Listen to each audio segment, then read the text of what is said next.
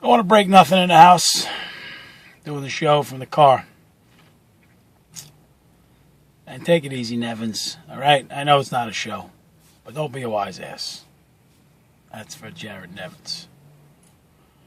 All right, let's discuss the 3-10 Brooklyn Nets. I was going to borrow my buddy Dan's, Mr. Cowbell guy. I was going to borrow his paper bag to do the show. I thought that was a great idea. Because this is probably the most embarrassing sports franchise in NBA history, coming out the gate at least. I don't know. I know you had the Lakers last year, very high expectations, and they got out of the gate strong. But they had a guy named Kobe Bryant, and we don't. They righted the ship, made the playoffs, and got bounced. And, of course, we know the story there. Looking ahead for this team, listen, I went through the whole schedule. You look at what's coming up, the trip coming up where they got to go to Houston. They got to do a back-to-back. I played it all out. You know, if this team plays well the rest of the way, I think the best that they could give us is a 500 season. And that's making some. Here's what I made the assumption. Let's say you win every home game and you lose every road game. You know you're not going to do that, but you're going to balance off. You're going to win some road games you're not going to supposed to win. You're going to lose some, right? So if you just went on that premise that every remaining home game you'll win and every remaining road game you'll lose, and then just understand that some of them you'll win some road games, but then you're going to lose some home games. They're 40-42. Now, sadly, that might be good enough to win the Atlantic. But seriously, are they good enough to play above 500 the rest of the way? Are they? Of course they're going to, Bob. Are they? They're 7 below 500 right now. And you're telling me they're going to get better? They're going to go to Toronto and beat Toronto? Now listen, they need Lopez. I think with Lopez in the lineup, they obviously, they may have beaten the Clippers. They may have beaten Detroit. They may have beaten Charlotte. I don't know. You can't say for sure, but obviously not having him in the lineup is a detriment. The other clown, whether he's in or out of the lineup, he hurts you. He's just a black cloud on the franchise. Talking about D-Nil. Obviously, you need him. Livingston has been terrible the last couple games.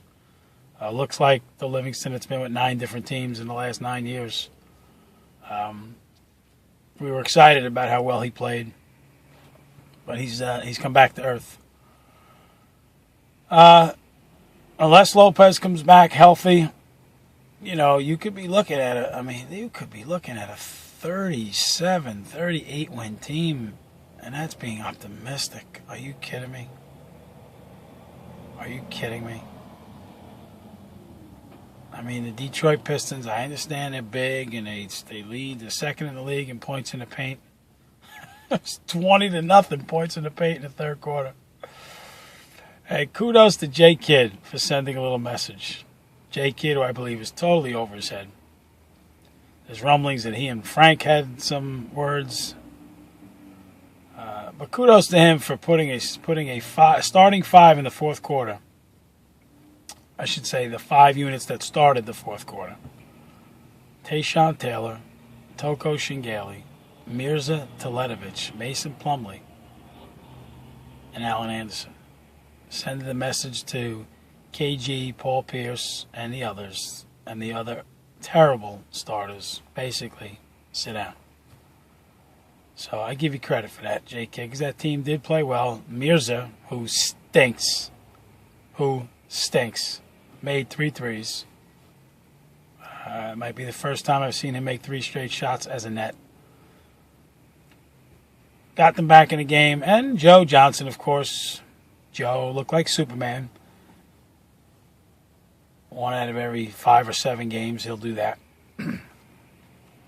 I still, for the life of me, can't get why Joe Johnson is not like that every night. He's bigger than everybody that he guards. That guards him, I should say.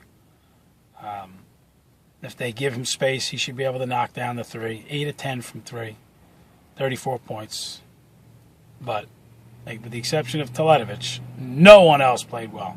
No one. Latch stunk. Anderson stunk. Livingston stunk.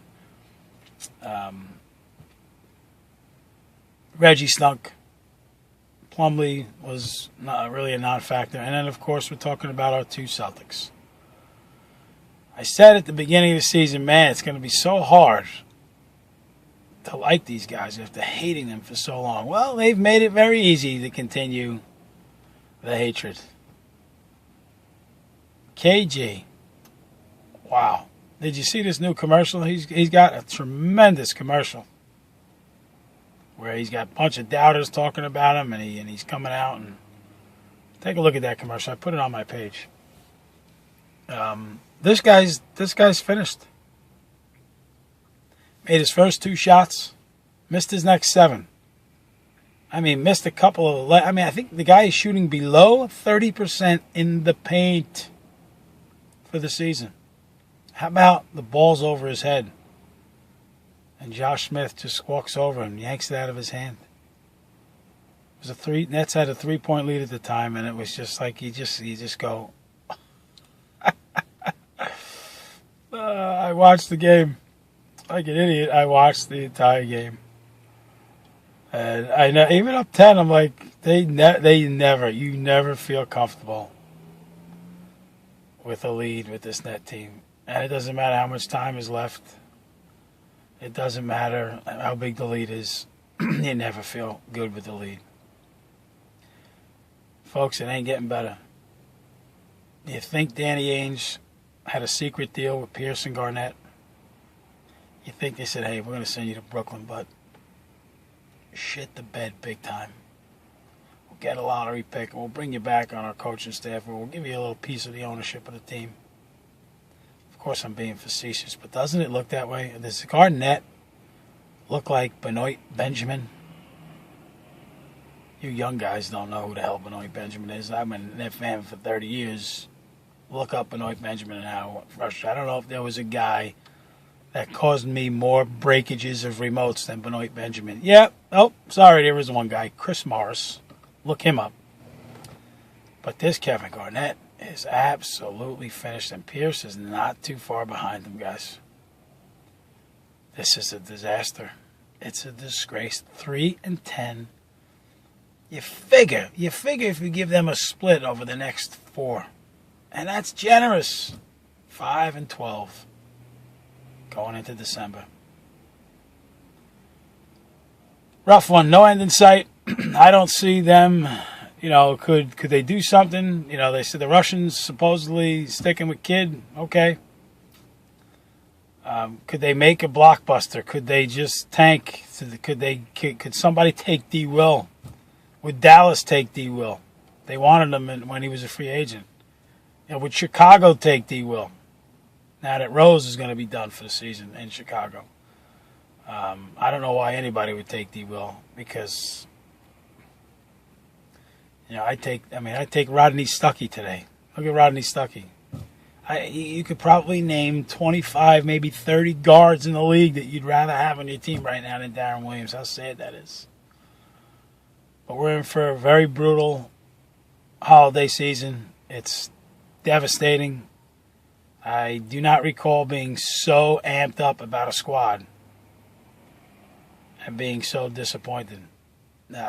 Never in my life, in my sports life. Never.